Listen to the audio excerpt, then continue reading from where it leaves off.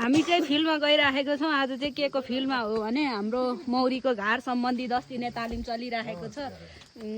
गाइजहरू होइन, हाम्रो चाहिँ यहाँ अगाडि हेर्नु यसरी घरमा गएर आज चाहिँ प्रयोगात्मक परीक्षणको लागि गइराखेको छौँ। यहाँनिर यसरी घार पाल्नु भएको रहेछ। यहाँ हाम्रो प्रशिक्षकज्यू हुनुहुन्छ, यता हाम्रो स्वास्थ्य शाखा प्रमुख पनि हुनुहुन्छ, उहाँले चाहिँ पनि यसो अनुगमनमा आइराख्नु भएको छ।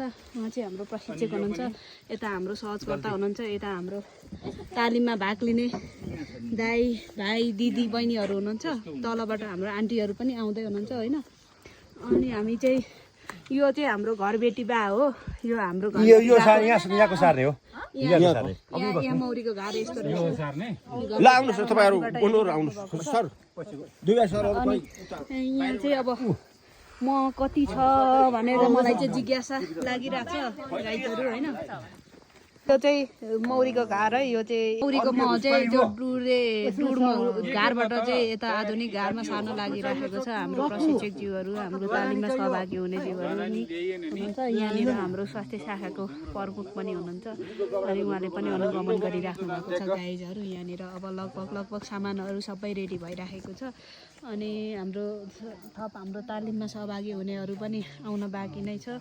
यो हाम्रो तालिमको चाहिँ आज कतिऔँ दिन भन्दाखेरि चौथो दिन हो।